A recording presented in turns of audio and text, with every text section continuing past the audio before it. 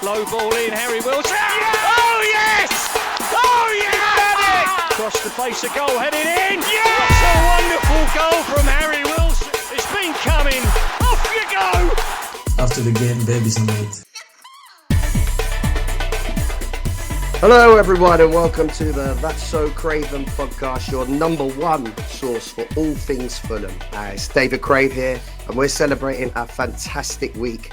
First of all, we had the game against Brentford where Harry Wilson done the business in injury time and we sent the bus stop boys from Hounslow packing, and then we followed it up this weekend with a fantastic win away at Selhurst Park against maybe a bit of a depleted Crystal Palace, but a great performance nonetheless. So, and I think, if I'm not mistaken, that's 7 London derbies undefeated. I mean, are we the best team in London? I think we'll have to discuss that during the pod. But first of all, we've got 2 of your absolute favourites on the show today. We've got, first of all, the Australian George Clooney himself, the self-proclaimed pod daddy. We've got Elton. How you doing, Elton? I'm fine. I'm not sure I did proclaim that myself. I'm pretty sure that you proclaimed it for me. And I've ever since been trying to make it stick. And I think it's kind of working. It's all you were talking about in the green room before we went live. Yeah. Trying to make it stick. Please, can you mention Pod Daddy? No, I didn't say that. Yes, potato, Elton. I can't remember who came up with it, but it definitely has stuck. And we're also joined by someone who, if you follow Twitter, you may know as the Putney Perspective. We know him as Skibby. We don't quite know why we know him as Skibby. He's never actually explained that. Maybe today's the day. Skibby's today the day? No.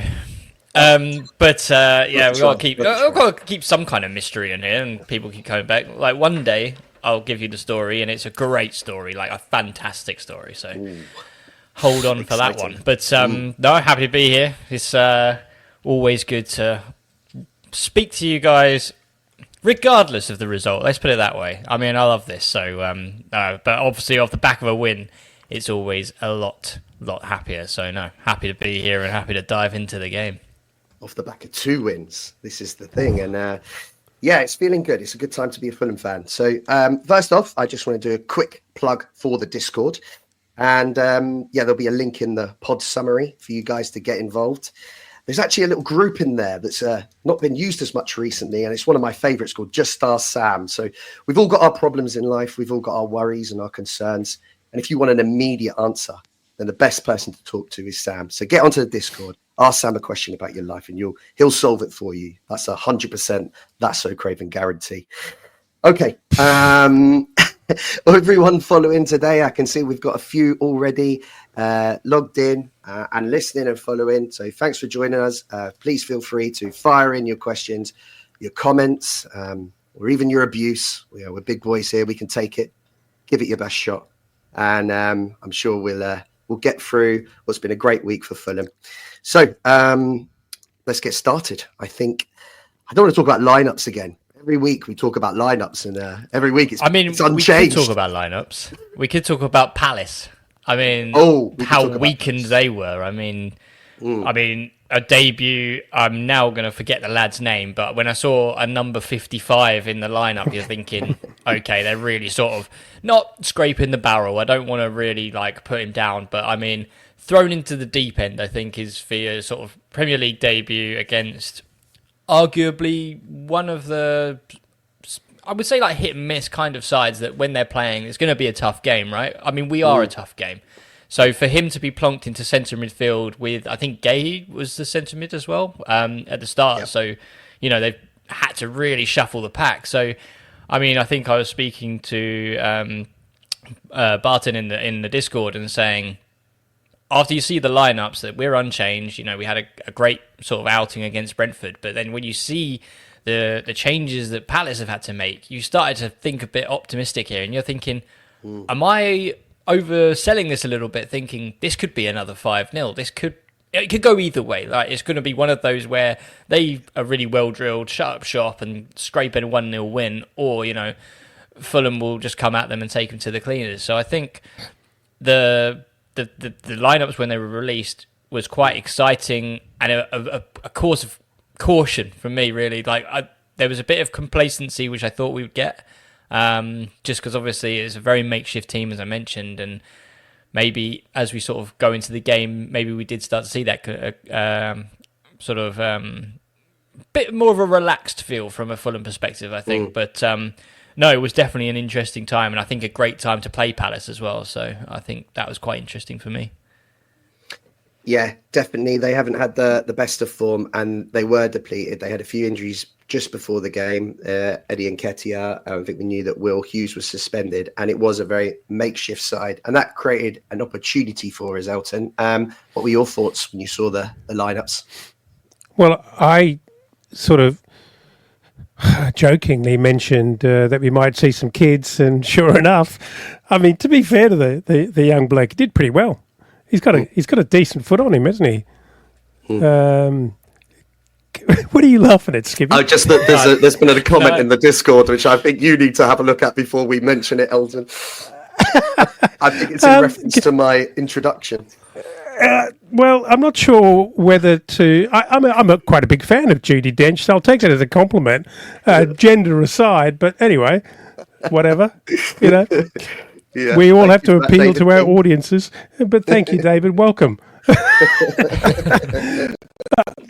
Back to his left foot, which he had a very deft left foot. I mean, he was called upon to do some pretty senior work pretty early in the game, and he didn't disappoint. I mean, he looks a player, that lad. But in a general sense, look, they've had a pretty average season, and that is a brutal set of changes for them to be faced with, to be honest. I mean, you know, a lot of attacking power out of it, and it's like you say.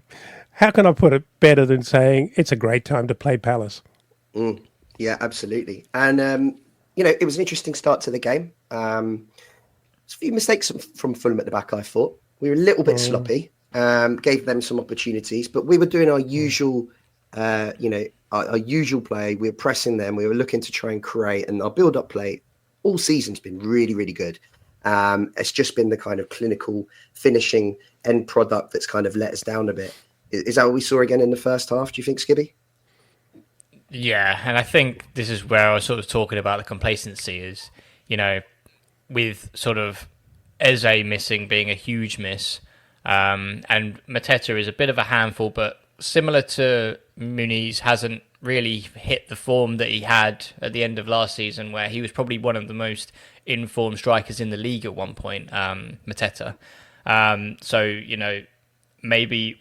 You know, Bassi and Anderson, not suggesting that they're unprofessional, but maybe, you know, had a bit of a thought of, you know, it's not as hard as we thought it was going to be.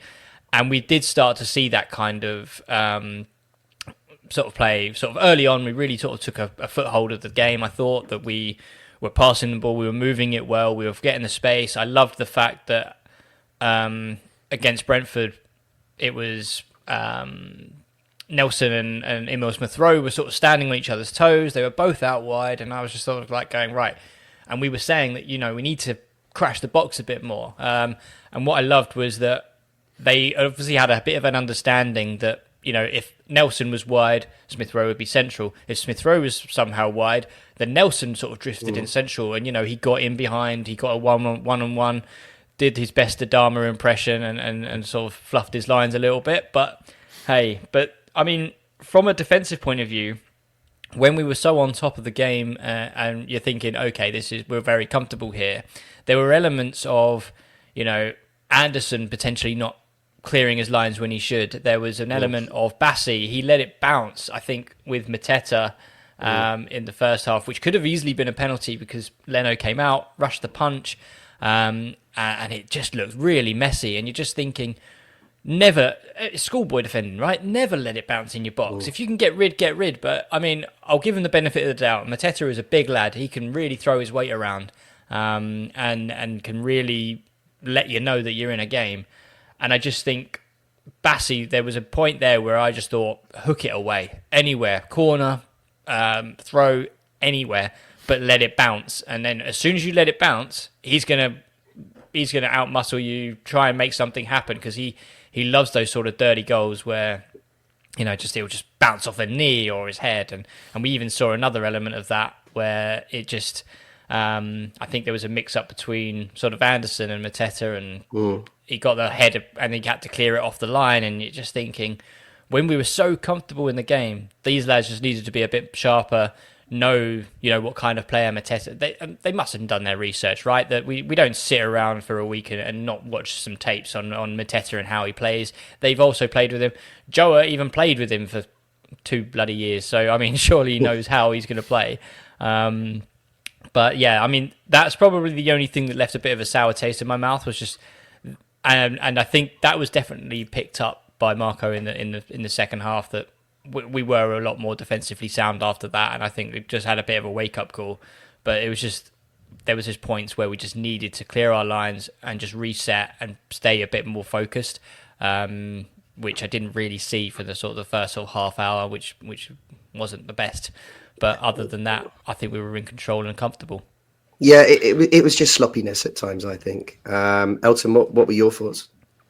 Well, one of the things I was going to say that I think if I recall from the preview, we were all saying that we expected, particularly with a depleted Palace, we expected them to be very defensive, potentially another low block, given that they didn't have a ton of strike power and they were going to try and grind one out and hit us on the counter all the time. But I was quite surprised right from the get-go to see that they did look like they came to play football. I mean, if you compare that to Brentford, they were pressing us quite hard, actually, and they were putting a lot of pressure on Bassi, which we all kind of know where that ends up as we're trying to play out from the back. And he not only did he get caught aerially a couple of times, or caught out rather, but a couple of amazingly unforced passes out to Berger that were just underhit, badly hit into really dangerous areas. And I just thought, what is going on here? It seemed to be a little rattled, and I don't quite know why, because they weren't, they're not a dangerous side, and they weren't doing anything untoward, but we just didn't seem settled for what, I don't know why. Couldn't put my finger on it.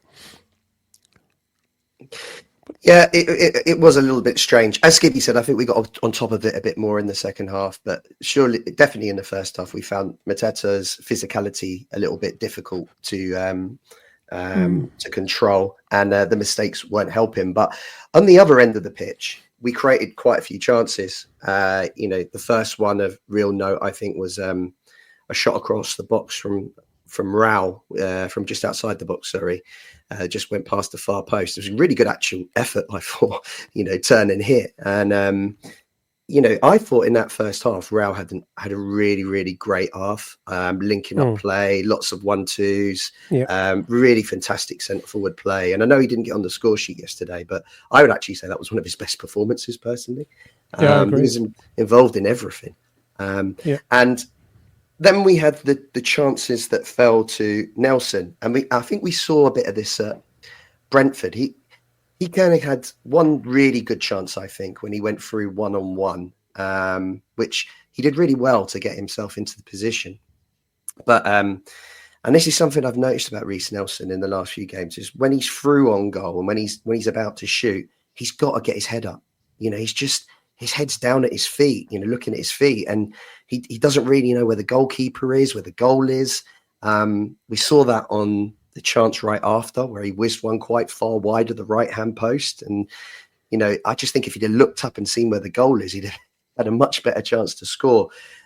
And it's a shame, because his build-up play, his involvement yesterday was fantastic, but just that little bit of his game lets him down. And I don't know, do we think that's something that can be coached?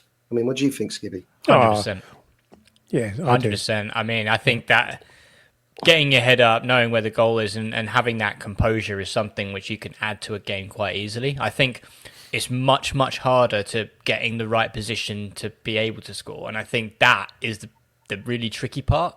But for the fact that you mentioned that Nelson he's making the right runs. I think him and Smith Rowe are making the great runs that, are getting in behind. And we saw it against Brentford, but for some reason, when they would sort of get into the position to shoot, they couldn't go across the across the keeper. They seemed to sort of try and pull their shot and, miss the target completely or saves at the near post, which the keeper is easily covering. So, I mean, a keeper should never be beaten at the near post. But I think definitely you can get coaching in just to sort of lift your head up, find out that composure, just relax in front of goal. And I think that even comes with not necessarily coaching, but even the confidence when you've got a couple of goals. I think Smith Rowe will start to see an improvement with him, because he seems to sort of go through a bit of a spell where he's sort of snatching his shots, and then then he'll come up and score a fantastic finish. And I think that's all Nelson and potentially Adama need. And we see it with Wilson. I don't think Wilson historically has been one of the most fantastic finishers at the club.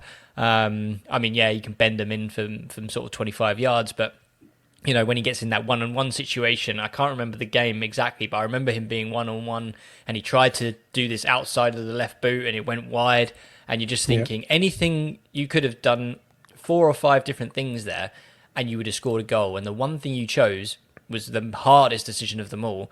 But you now look at him now, and he's off the back of Brentford. He gets one. I mean, I will go into it, but he gets a chance 39 seconds after coming on and puts it away. And I think that is all we need from sort of Nelson and potentially even Adama is, once you sort of get that first couple of goals, it then starts to come a bit more natural that you relax in front of goal. You know that you can do this, and you get that self-belief that you can beat the keeper. And then once you're more relaxed, you're not focused on the ball and freaking out. You're looking up, you're seeing where the keeper is.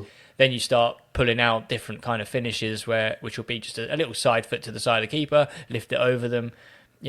That confidence goes a long way in front of goal, and I think we'll start to see that as soon as they start putting some chances away. But yeah, they will definitely be worked on in the training pitch.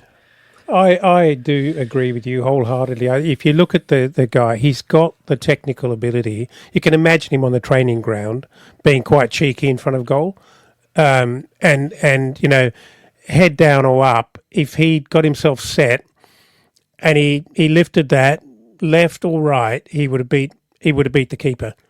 So it did look like he was a little bit uptight and anxious at the last moment there. I mean, he did an awful lot to even get himself there. I think it's going to come. I really do. I think it's going to come. It's a big difference being a sort of an up and coming player in an Arsenal big squad, big names around you. You've got very few opportunities to make a massive name for yourself, and I think you get into a bit of a head state where you're putting so much pressure on yourself because you've got to deliver an astonishing performance when you get your micro moments. And maybe he's still in that headspace where he needs to feel like he's a starter. He may not be, but he needs to feel like he's a starter for 3 or 4 or 5 games, and that everyone's backing him to score. And maybe as you say, Skibby, he's working on it for three half-hour sessions every week, doing nothing else other than that drill, where he puts it away with confidence, head up. Yeah. I think when there was one moment actually where he actually had a bit of space and time on the left-hand side. And when he had that space and time, he wasn't under pressure. He looked up and played a fantastic ball over the top to Iwobi at the far post. Yep. And it just shows that he does have the quality when he's got time to kind of look up and think. But we just need to, when he's under pressure, get his head up as well, so he can, do the same thing then. We'll come back to Iwobi because I really want to talk about his performance yesterday, which I thought was excellent. One thing to add, actually, I think Elton's actually touched on something really important there. I think is the mentality from the sort of the Smith Rowe and Nelson boys of playing for Arsenal. They weren't necessarily relied on for their goals. They would normally sort of chip in, but if they missed a big chance, then don't worry, Saka, Odegaard, whoever will have the big chances and put them away. So they weren't heavily relied on. I think now there's got to be that realization of we're not going to, at Fulham, you're not going to get many chances, and we need you to take those big chances. You are those sort of players that you played with at Arsenal who were able to sort of to take those chances. But I think it's that extra pressure potentially would probably get to these lads that, we're only going to have maybe 5 or 4 big chances a game, and if you're having 2 of them, then that's a big moment that you need to sort of rest on quite young shoulders, which they're probably not used to. But it'd be interesting to see how they manage that kind of pressure. I think it's all of that. Yeah, some coaching for Marco Silva to do, and I'd bank on him to get it right. Absolutely. So then we'll talk about the goal.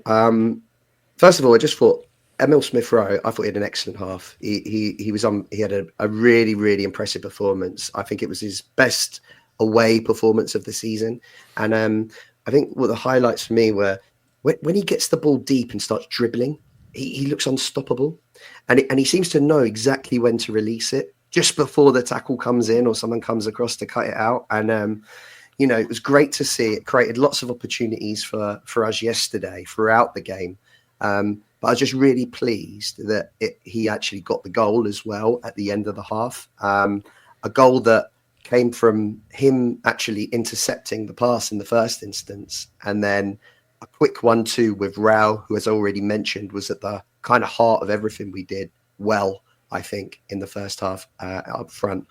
And a great finish. And, as Elton said before we went on air, the commentator seemed to think that was against the runner play when we weren't quite sure what game they were watching at the time. But great finish. Elton, what was your thoughts? It was a great time to score, right? Yeah, absolutely.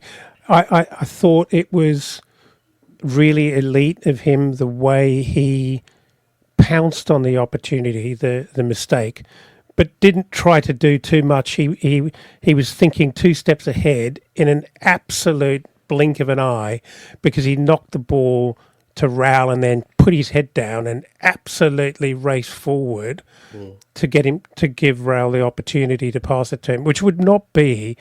I mean, if that was me, I'd be trying to beat the man, and that's what 90% of people would do.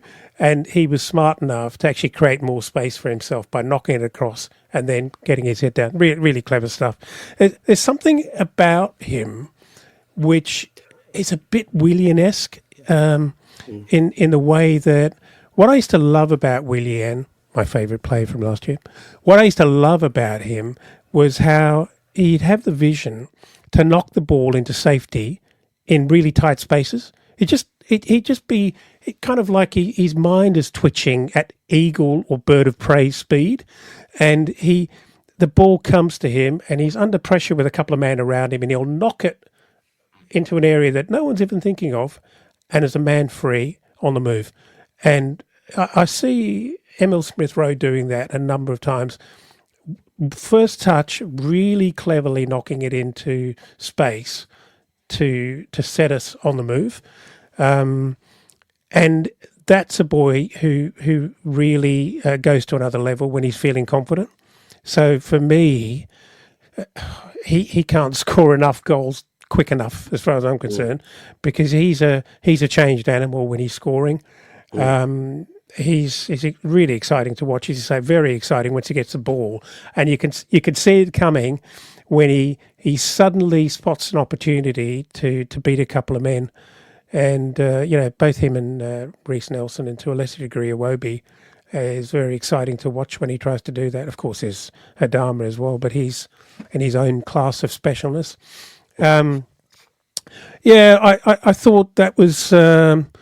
I thought it was actually very deserving for him yesterday to get that goal, because I thought he was playing very well up to that point, and it was a pretty good left shot with his left foot, and he sort of drops his shoulder and just deceives his man there, and then gets away from him with just that extra little space to get the shot away. It's a pretty nice bit of technique, actually. Yeah. It was as I say, it was a bit of a funny half, because, as I say, we've let Palace have a few chances just with our sloppy play, but definitely we came in 1-0 up, and I thought we were the better side. We created the most, we put the most pressure on their back line, and I don't think they should have any arguments with the score line as we went into the break. Second half, there can be no question who was the better side. I thought we limited Palace to very, very little chances. I can't really remember many. And I think we started the game with really on the front foot and started creating chances almost instantly. There's so much to unpack here. I mean, where do we start? Where do we start? That's the thing. I think, did we score quite... How long was it before we scored the second goal that was ultimately ruled out? Well, I can tell you that if I pull up the slide, Dave. I'm going to tell you. Not the one that counted, No, the one that the was Smith disallowed. row that was offside. Oh, I mean, okay. that was quite early on. Yeah. That was about sort of 60th minute. But Yeah. again, it was sort of the heavily sort of tacking down the wings. I think that was where we were sort of finding the most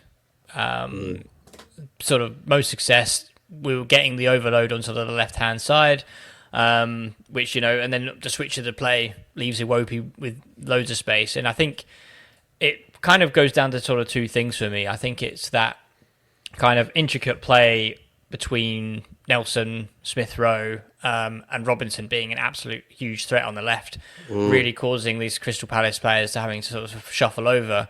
And then we would always look for that kind of quick switch to Iwobi, who was always in acres of space in a sort of the early sort of second half.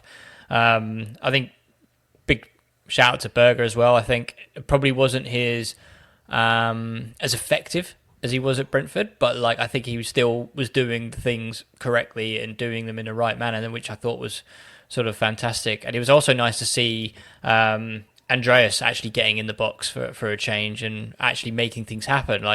It was nice to actually see him have a bit of swagger about him for the first time, probably this season, where he was getting in, he was sort of crept back. I think he even had a shot as well when he was sort of loosely one-on-one, I want to say, but kind of right-hand side of the pitch. But there was just so much attacking intent from this side, which I really thought that we really sort of took our opportunity well, in terms of we would have a lot of space in the midfield. It is a very makeshift midfield and we need to dominate. But I mean, going back to the offside goal, which you mentioned, I think Jack just put in the chat, was 53 minutes. So quite soon after the second half, Iwobi, acres of space, picks out a gut-busting run from Smith Rowe, which we cried for a few weeks ago, which was crash the box more. You'll get more success. And what did we see? We saw a Smith Rowe crash in the box and, he's free at the back post. I saw a joke by Iwobi saying that Smith Rowe needs to sort of stop going to the gym because he's getting too stacked. That's why he was offside. It was his shoulders, I think. I think I saw in the chat that somebody said that he was level, but it's always perspective, isn't it? About drawing the lines, how you can see.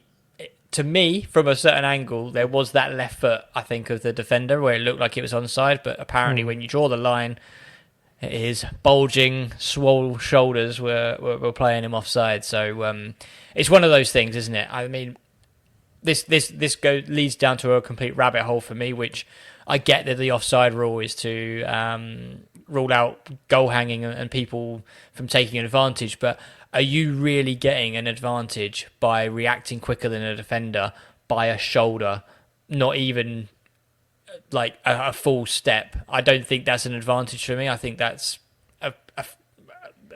basically a human aspect of he is reacting quicker to the defender. Therefore, I think that goal should stand, but that's a completely different story. But, it showed what we could do and how we can sort of utilise that sort of box crashing from Smith Rowe. And I just think it's unfortunate it was ruled out, but that's when I started to think we are going to score some more goals here. And we're still sort of going with that intent, which is quite nice to see under Marco, which we're used to, I think, whereas normally under a sort of a Parker type would score against a really depleted side, 1-0 and would sit back and try and soak up the pressure. So it's nice that we want to try and get that second goal, and I think that's something that's very, very important to this Fulham side, and especially us as fans. It makes it a bit more easier to watch if we're still on the attack. I mean, you got to accept that and again, it comes down to at what frame do you want to actually draw the line? because there's a number of frames there and it could be contentious. But that's fine. Look, I accept that. You're gonna lose as many as you'll get of those. I was just happy to see the movement. It was absolutely beautiful to watch. It was really, really good. It was a great move, wasn't it? Oh, it was a great move. Absolutely. Well, it was a great move and really well executed. I think there was I think from memory, it was a pass from Raul in one of the early passes. Is that Raul who actually passes a little bit behind Reece Nelson? Am I correct? Yeah, that's right. And he kind of controlled it. Yeah. Yeah. But they've all done well. And, they're absolutely flogging it up the pitch. This has not been done at training ground jog to kind of map out the movement. It's done at pace. So it's very, very impressive, not only to have the plan, but to execute it so well. And it felt like we had 10 of those in us yesterday. And so I'm okay if that's such a close thing. It wasn't like he was a yard offside, which would be embarrassing. It's so close. You're going to get those wrong from time to time. Yeah, the only thing I'd say is on that is that there is this semi-offside technology out there. I don't know why the league has kicked the can down the road for so long, because from one angle, as you said, you could see the player's foot looked like it was in front, and then they used the other angle to draw the lines. So it's a bit frustrating because I'm not 100% convinced either way whether it was offside or not. Really, it was just whether they decided to draw the line from. I've seen quite a lengthy technical write-up on that, and saying that as good as the technology is, if you because the cameras are so high resolution, you can actually get it down to frames where 3 frames earlier, it's still within a reasonable margin of error on the ball being released by the passer of the ball. You could have a half a dozen frames in which you could take that and the ball is still on the foot of Iwobi. Is it Iwobi passing the ball? Yeah, it was. Yeah. And so I guess they'd probably end up taking the most conservative view, so that it's not it's kind of not a howler, but it is it's always going to be contentious. Yeah. I think I'd be a lot more miserable if we lost 2-1 and we had a goal disallowed. But hey ho, that wasn't the case. So a couple of my friends were at the game, Michael and Ross and Rob. I have to mention Ross because he keeps saying I'm not mentioning him when I talk about who's at the game. You should have mispronounced his name, mate. I should have. Yeah. Big up Russ. Yeah. Michael's point was surely the linesman knew it was close. If he just put his flag up, it would have saved them celebrating for 5 minutes before they realised the goal was disallowed. But all right, we'll move on. There was other chances too, wasn't there? It wasn't the build-up play throughout the half was great. I think Skiddy touched on it. I think, of course, Palace had a bit of a makeshift midfield, but you see what a good player is when Andreas has time and space to make his passes, because he was knocking it from side to side, creating stuff. It was really good to see. Reminded me of Andreas from 2 seasons ago. The problem is, I suppose, when there's more of a press in the midfield, he that's when he's not got the time to make those decisions. But yesterday, you could see what a good player he can be when he's got more time, I thought. We've got to give him his credit. It was a good performance by him. I think a question for you guys then, just sort of touching on that kind of aspect. When he's paired with Lukic is a more, I would say, flair, great passer, very quite physical, but more of a technical player.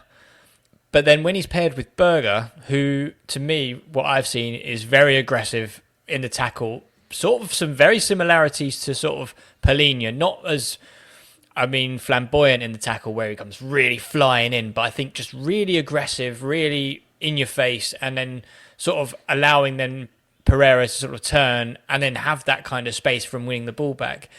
Are we seeing a different Pereira in the last couple of games due to his getting used to Berger and the absence of Lukic, or is it just something where it's to do with the opposition being less in your face and and basically giving them that time. But do you think there is an element of the actual team, or do you think it's the opposition that's causing that? I think it's a mix of many of those things. I think the one thing he's had on his side is the fortune that Marco Silva is absolutely convinced that he should be playing there and he can be a success there. So he's sort of persisted with him through some pretty ordinary performances at difficult games.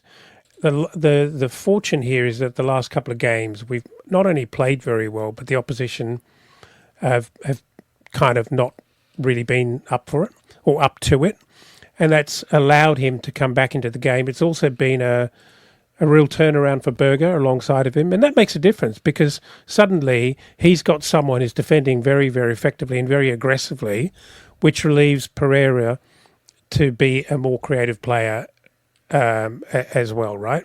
So it's just a combination of all those things, and I was thinking that about a month ago, and I thought, well, one thing we know is not going to change is that Marco's not going to change him out. He's going to persist with him, but it will really depend on how quickly Berger settles or how likely Lukic comes back in and establishes himself really quickly to almost relieve Pereira of some of those duties.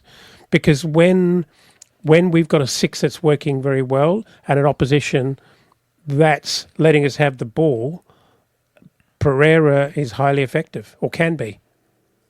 Yeah, I'd say his two best games this season were yesterday against a midfield that didn't press him as much as usual, so giving him time and space on the ball. And the second was the City game, where he was in the number 10, where his work rate off the ball and his box crashing in that game were quite effective. So I still see him as a 10 and not an 8, and I think it is makeshift. But Marco believes in it, and maybe in time we'll see him adapt to the role. And if not, we've got a great player coming back from injury who might put some pressure on him in that role, I think. But okay, so yeah, lots of chances. I think we might as well talk about the goal and the substitutions. We've got to do it. I mean, Harry Wilson again, he's just on fire. I mean, it was about a minute after he came off the bench, and what a run. Unbelievable. Yeah. And I was watching the highlights again with my little grandson. He was jumping around in the lounge room rather than watching it for most of the time. He just couldn't seem to have the same level of interest that his father and I had. Don't know why. He is 4. But that is a magnificent run, a really clever little run. You guys were talking quite rightly about how good the runs that Emile Smith-Rowe was making and Nelson was making, but that is a beautiful run. But everyone is focusing heavily on Harry Wilson's sort of control and then finishing from that point. But go back and treat yourself and watch the pass from Iwobi. He's absolutely threaded the needle. Beautiful execution. Yeah, it really, was. really beautiful pass, and it's a really lovely, another really lovely goal actually. I think that was Iwobi's just reserves for a fantastic performance all afternoon. I don't think he lost the ball. He was excellent, and particularly in that second half, he just looked. He just looked back to. He's looked like that all season, hasn't he? And it was a question I had for both of you guys. Actually, is Iwobi our player of the season so far? Because I'm just seeing 7.5 out of 10 performances every game. He's just so reliable, no matter where he's playing. I mean, is it Robinson? I mean, he's got to be up there, but I don't know. I think maybe it's Iwobi. I'd say Kenny's got to be there. Yeah, Tete's been great. Kenny's been fantastic. I think probably one of the unsung heroes. I think everything that Robinson's doing, he's probably doing very similar on the right. But I mean, I do get what you're saying. Iwobi's been fantastic. I think you can't underestimate, because he's not doing. I mean, he has been getting the odd assist and I think the odd goal. So he did score against Everton. So he is getting the plaudits for that. But I think where he's been really effective is just giving that sense of balance. And I always talk about the balance in this team, which I think is really underrated, which is, the chaos on the left-hand side of people sort of really making things happen, and I think Adama as well. But then Iwobi has just been that kind of persistent, sitting in, doing the really nice stuff, or the ugly stuff really well, which is just basically breaking up play, picking up the right pass, and starting the attacks. He doesn't necessarily be there to finish them, but he has been fantastic in that aspect. And I think it's a real headache for Silva, where we've talked about, Nelson deserves a chance, but Adama's been fantastic and been one of our sort of biggest providers this year. But to sort of squeeze them into the team, it's where do you fit Iwobi? And Iwobi, for me, at the moment, has to be one of the first names on the team sheet, just because he brings that sense of balance and that sense of calm, similar to what Anderson brings to the defence, I think. But Iwobi really has sort of come on his own, and I think been a really big asset to this Fulham team this season. What about you? When you compare Jedi to Tete to Iwobi, I'm thinking carefully about my words, not to disrespect Robinson for what he does, but he's got one or two very, very, very elite themes to his game.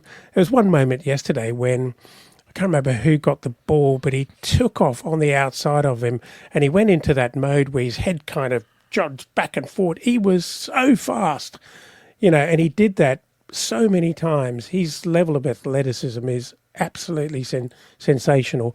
And, he's no slouch tracking back and doing the miraculous thing as well. And then you've got Kenny, who's so combative and one-on-one, as good as anyone. Loves to rush forward. Loves a shot as well, by the way, Kenny. He loves a shot on goal.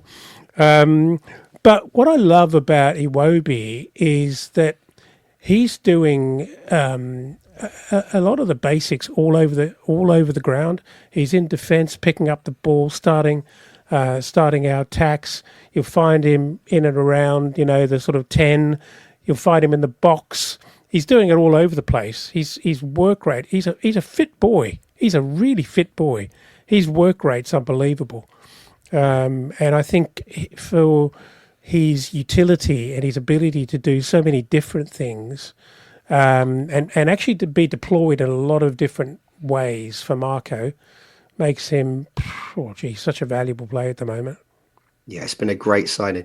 Just going back to Tete, what is it about Premier League players that want to break that guy's leg?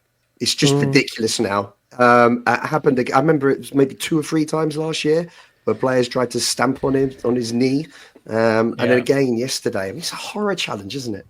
It wasn't nice. Wasn't good. No complaints, really. No. Yeah. Just... They've forgotten that if he actually got annoyed, he'd kill them. He's a kickboxing champion. You don't come in hard on a guy like that; he will kill you. He just brushes it off as well, doesn't he? He can absorb a tackle. He's a hard man. He's a very hard man. Yeah. Lot to love about Kenny Tete. I think when that happened, because just before that sending off, I was thinking, oh man, this feels like Everton all over. Deja vu, 1-0 up, not taking our chances. Are they going to get, a last minute equaliser? And I think I even said it in the group and got told off by Jack for putting that negative karma out there. But once that happened, I felt pretty confident it would go our way. And then obviously, I think then we had the goal by Wilson. Then we had the other goal by Wilson, and just a bit unfortunate, really. It does kind of touch his hand, doesn't it? I can't really. You can argue the offside one, but I don't think you can argue that one. I think that's VAR doing its job properly. Has anyone got a different view to that? Sadly, not. No. Unfortunate. I don't. Yeah. I mean, I don't think it's deliberate, but he gets the benefit of it because he does control the ball. It falls pretty nicely for him once it hits his hand, and his hand's close to his body, but that's that you can't give that. Saying that though, I hate that rule because it's basically if you benefit personally from it accidentally touching your hand, then it's ruled out. But if Wilson takes that down, hits his hand, and then he squares it to Muniz, it counts. Yeah. So muddled. What's the point? I mean, if it's got to be black and white for me, and I think yes, if you're benefiting from a handball, then yeah, it should be ruled out. But if he's then squared it to Muniz or anyone, then he still benefits from the handball, whether it's accidental or not. So why does it matter if you're direct or indirect? I think that's a really stupid rule. But I think the other thing to take away from that sort of disallowed goal is just the ball in from Adama. We talked about, I think you mentioned it in the last pod or when we last spoke, which was fantastic crosser of the ball, and to sort of take the ball down as he does, got it out of his feet, had a look up and just whipped it back post. And it's one of those where he knew that Harry Wilson was just going to be there because, it is just one of those kind of instinct balls that when you've got someone in the top of their game, whether it be in the last sort of 10 minutes of playing time, but Wilson is just going to be there, that he's just whipped it in and just known that he's going to attack it.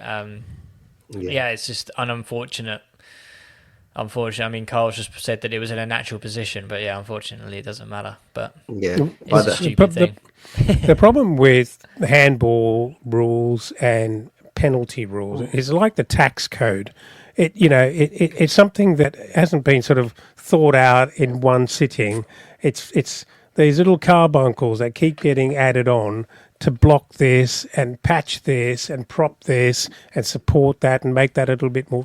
And it's kind of not joined up thinking in many ways, and it's just, I don't know. It's probably what winds me up is when they say it's subjective. How can a rule be subjective? It's black and white. Handball's handball, or offside's offside. But they're like, oh yeah, but you take into the aspect of X, Y, Z. Well, show me where it says that. Like, oh, you got to look at whether his arm was in a natural position. What's a natural position? What's the t-shirt size? There's all these different, the sleeves rule. There's all these different things. Like a handball in the Champions League isn't a handball in the Premier League. So how does it differ by tournament? Like some of the handballs in the Champions League are absolutely bonkers because you're like, you'll go up for a header with someone, they'll flick the ball on, but who jumps like this? No one. Like you've always got to jump with some kind of leverage, and then you're about 10 centimeters away. They'll flick it onto your arm, and then they'll go, "Oh yeah, handball," and you're like, "I didn't even see the ball."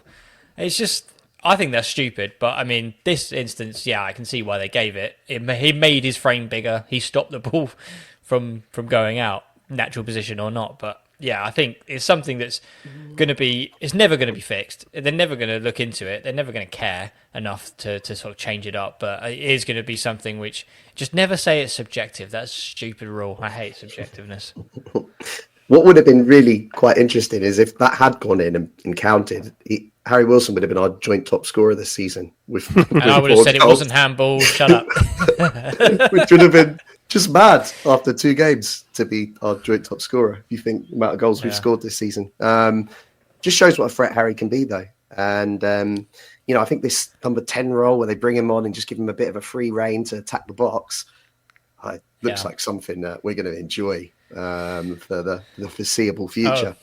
I was going to mention, actually, if anyone hasn't seen it, I think I shared it, but I'm going to get this wrong. I think it's Teddy Beerlover, BLT, I think. Oh, I know who you mean, from X, yeah.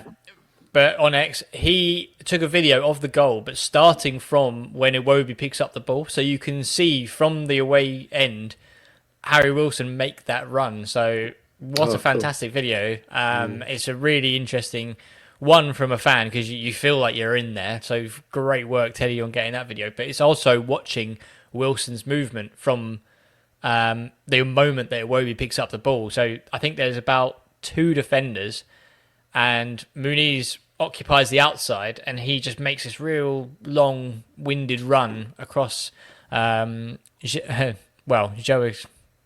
Joe's replacement, Lacroix, who was dog yesterday, by the way. After they said he was, they got a better player. An upgrade. Gave the ball away. Yeah, gave the ball away for the first goal and didn't track Wilson for the second goal. What a player!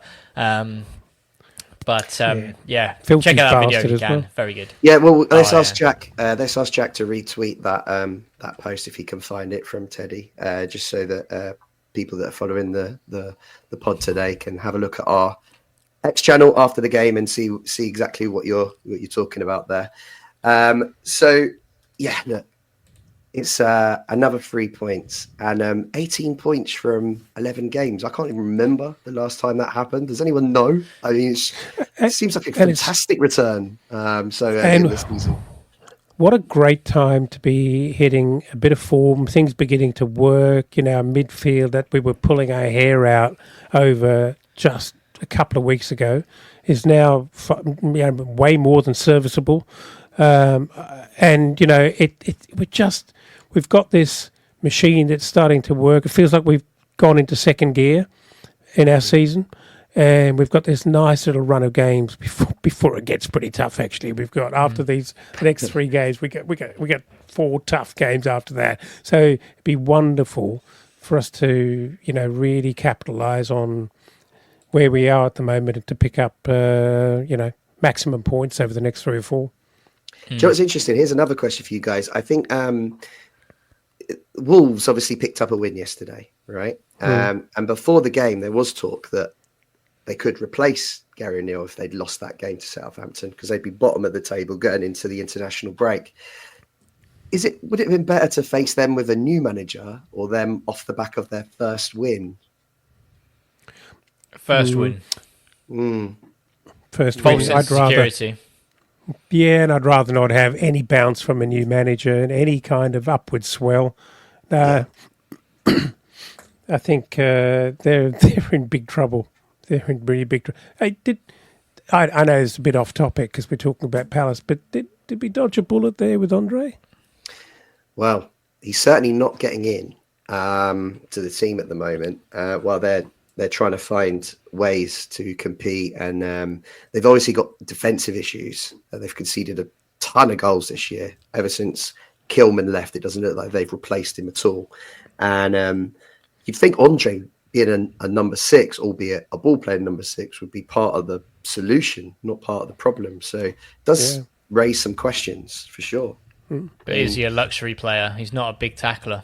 Maybe that's what the issue is. I think we saw it before, didn't we, with Jean-Michel Seri came in. He didn't really, he was a trier, but don't get me wrong, but he didn't really tackle as much, but he would be fantastic when you've got the ball and you can sort of find that out. But as soon as you sort of trying to win that ball and trying to defend in a way that Wolves do, I just don't think he fits the bill. And I don't think, personally, he was ever a real good fit there, especially under Gary O'Neill. I don't rate Gary O'Neill as a manager. I think they're a bit kind of Parkerish, I think. If you listen to him, all the red flags are there. He never takes accountability, never says anything was his fault. It's always something else. So it's just too many red flags for me. But I think similar agent dealings just led Andre to Wolves in it. I don't think it's going to work out, unfortunately, but maybe I'm wrong. But time will tell. So Elton, can you stick that league table up on the screen, because I enjoy looking at it. Fulham. It's fantastic that our rivals drop points, isn't it? Like our rivals, Man City drop points, Villa drop points. This is it. And earlier in the pod, I asked, are we the best team in London? Well, we're 1 point behind Arsenal and Chelsea. If we can get a win at Wolves, maybe they draw in their game later today. Is it possible to be ahead of them? I mean, it's just exciting. This is something I was trying to rack my brain around. Do you remember when we used to talk about London derbies and how bad we were with them? Yeah. Wasn't it 16 games and I think we only got 5 points or something like that? It was something ridiculous, and that really wasn't that long ago. I'm pretty sure we were talking about it on this podcast about sort of maybe when I just started, about last season and maybe 2 seasons ago. But it's just amazing how much it's changed, isn't it? I think we were bottom were probably the one of the worst when it came to derbies, and now suddenly it's just all flipped on its head. And London is our home, and we just love playing in London. Apparently, the only one we've lost is Chelsea in January in this calendar year. Of course, the next three are all pretty tough. I mean, we've got Spurs away, I don't Arsenal know what to at home, expect there. Chelsea away. So those are going to be tough. If we can come out unbeaten after those three, then I think we will be saying we've got to be one of the best teams in the capital, certainly at the moment. But yeah, as you say, Wolves is an opportunity to improve this position of 7th, which is just nuts to say, but that's where we are. But after that, we've got a bit of a tricky run. That the Brighton and Arsenal games are quite close together on the Thursday night and the Sunday. And then I think we got Liverpool after that. I can't quite remember. Yeah. I think so. Yeah. So Liverpool. Tricky little run. But you know what? I fancy us to compete against anyone.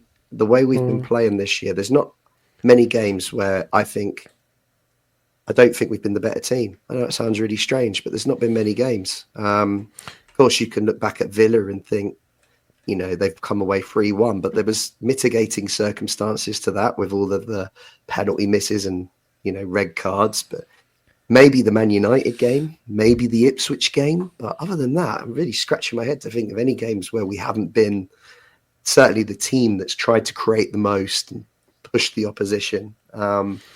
So yeah, bring it on. I know we're talking, this is very optimistically here, perhaps, but we've got Brighton, our bunnies. They can't seem to take points off us. They're having a bit of a weird season as well. I mean, they're only a point ahead of us, sitting in 4th, but they've been chaotic in terms of the teams they've beaten, the teams they've beaten, and also the kind of surprisingly poor results they've had against some teams. So, maybe they've benefited from some fortune, fixture fortune, if you like. You can't believe Nottingham Forest, in end of January, are going to be in the top 4. I'm not buying it. No. So, yeah, a lot. Time will tell, but I think we're in a really good position, as I said, to capitalise on our good form and momentum. We've worked a few things out. Lukic is going to come back and at least put some pressure. Will give Marco more options. No doubt he's going to get another yellow card and then he's going to be out for another week. But once we get that out the way, if that can all happen before we have that tricky little month this side of December, if we can navigate that successfully and not have, no points out of 4 games, which is entirely possible. Let's face it, that is a possibility. But if we can navigate that and pick up a few points along the way, we're in very, very good shape. It is dust your passports off time, guys. I think it's also we don't fear the big sides. I don't know about you guys, but I just these points, like this season, especially playing Man City as early as we did, and really took the game to them. And I think for me, Man City is always kind of like the write-off game. It's the one where you're not really going to get anything just because they were that good. But I mean, Arsenal, Chelsea, Liverpool. I mean, as a Champions League side, you kind of bring Villa into that. Spurs, I really think we can get points from them. And I just think that flows doesn't come from just me being, over expectant and just being deluded. But I think that also stems from the players' belief as well, from what we've seen. So why can't we? Why can't we sort of go to Liverpool and give them a game? Why can't we give, Chelsea and Arsenal a game? I think it's really exciting that to think that we've got to a point now where we'd probably be quite disappointed if we came away from Etihad with a defeat like we did. I was disappointed because we played so bloody well that I thought we deserved something from it. So it is really exciting. And it's a bit disappointing that we've lost. It's a bit disappointing that they've lost the next 4 games after that one. It doesn't make us quite look as good, does it? No, it doesn't. It's just a bit frustrating. No, look. Do you know Sorry, do you know the one thing from a squad and momentum? We're talking about momentum and the whole thing buzzing and moving forward. What I would have loved to have seen yesterday was Rodrigo Muniz coming on and scoring. That would have been something. Did you? I guess do you see the other angle on the Wilson goal where you're like, he could have squared it. Selfish bastard. Did he? I didn't even notice that. Right. Okay. Yeah, if you look at it, there's when you look at it from the other angle, you can see that Wilson sort of takes it out of his feet, and if he looks up, the keeper's already out, and Muniz has got a little roll in, but Harry's on doing his own thing and scoring his own goals, so we're all for it. Yeah, but you know what I mean. Look, not that Raul is struggling, far from it. He's playing really, really well. But the best possible situation would be for Muniz to be up and about and really chomping at his heels and feeling in a very Harry Wilson type of way now. Harry Wilson just thinks he's going to score when he comes on right now. He just thinks he's going to score. And guess what? He does. And you almost want Muniz to be in that similar sort of mindset where he gets 10 minutes and he just thinks, I'm going to score. I'm going to score. Yeah. And power of belief. Well, unreal. But anyway, can't have it all. Can't have it all. And now we head into another international break, another boring weekend next Saturday. And it's a bit frustrating. It feels like they're just, one on top of the other at the moment. And also when you come off 2 wins, you just kind of want to keep playing, don't you? You don't want the risk the guys going away and picking up injuries like we did with Lukic last time. But hopefully we can keep everyone fit over this period and come back and, just do what we've been doing and attack Wolves like we've been attacking all the other teams in the league this year, because there's a real opportunity there to break 20 points in November. And again, I can't remember us ever breaking 20 points in November. That's so early. And 2004, I reckon, maybe, when Saha, before he got his move. I think we were like top 4 in December, I think. Yeah, but you might be right. There you go. So very exciting times. I mean, we'll still be putting out content over the international break, and we'll still be doing a show to preview the Wolves game. So yeah, I mean, I don't know, but you guys feels pretty good time to end it. I know the ladies' game is coming up at 2:00. There's a lot of people that want to switch over and watch that. 2:30, I think. Oh, was it 2:30? I might be wrong. Yeah, I think 2:30. Yeah, 2:30. Okay. Well, big game at the Cottage. Big game at the Cottage. So a lot of people want to get ready for that one. So just want to thank everyone for joining us. And Elton, thank you for today. Yeah, very, very welcome. Thanks for doing a fine job behind the mic there, David, and steering us through an interesting chat. I enjoyed it. No problem. And Skippy, thanks to you. Thank you very much, mate. And pleasure talking to you both. And hopefully we keep this winning run on the go. It's much easier to talk about, let's put it that way. Yeah. And I'm sure Jack and Sam will both be back for the next pods. And we'll just leave it there. Let's enjoy this week, enjoy this moment, and look ahead to another 3 points against Wolves. So thanks to everyone, and come on, you Whites.